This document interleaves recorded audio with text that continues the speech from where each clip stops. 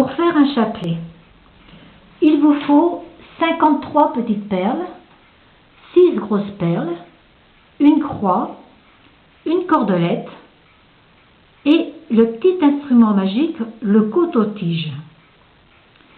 Il faut aussi savoir faire un nœud capucin. Apprenons à faire un nœud capucin. On pose la cordelette devant le coton-tige. On enroule régulièrement 6 fois autour de la cordelette et du coton-tige. 6. L'extrémité doit aller de l'autre côté. Donc je l'enfile dans le coton-tige et je tire le coton-tige. Et là, j'ai mon nœud que je n'ai plus qu'à serrer. Faisons maintenant notre chapelet. On prend la cordelette. On fait le premier nœud capucin à 40 cm d'une extrémité. Ça correspond à 2 grandeurs de main. Une fois notre premier nœud capucin fait, on enfile nos 10 perles, ce qui correspond à une dizaine de chapelets. Ensuite, on refait un nœud. On pose donc le coton-tige, on prend sa cordelette et on va tourner 6 fois.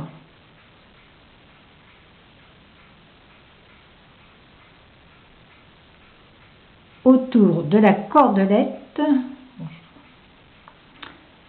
et du coton-tige.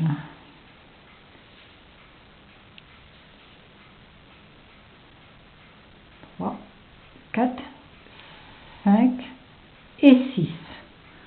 Ensuite, l'extrémité, on l'enfile dans le coton-tige et on va tirer tout doucement le coton-tige.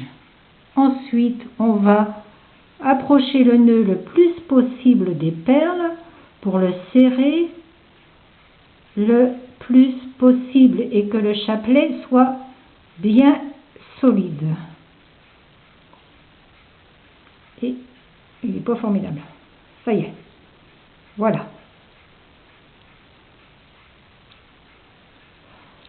Quand l'opération est terminée,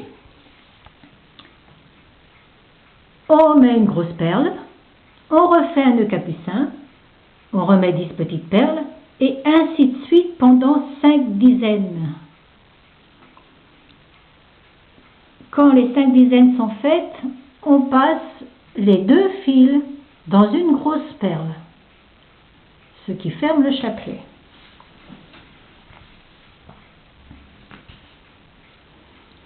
Ensuite, on met 3 petites perles, un nœud, une grosse perle. Et là, on met la croix. On va faire le dernier nœud. Pour faire le dernier nœud,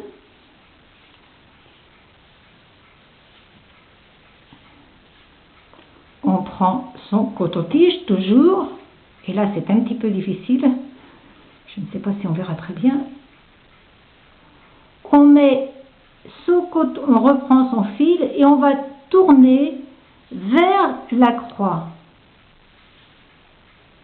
3, 4, 5 et 6. Et donc, on va enfiler notre fil pour aller de la croix vers la grosse perle. On va tirer tout doucement. Et là, on a notre dernier nœud qui se fait. Voilà. Notre dernier nœud est fait. Et on obtient ici un chapelet. Ce chapelet n'est pas une amulette, n'est pas un objet magique, c'est un objet de prière. Bernadette est devenue sainte en priant son chapelet, car elle a découvert la vie de Jésus-Christ. Que ce chapelet soit pour vous aussi un objet de prière et vous permette de mieux vivre en Christ.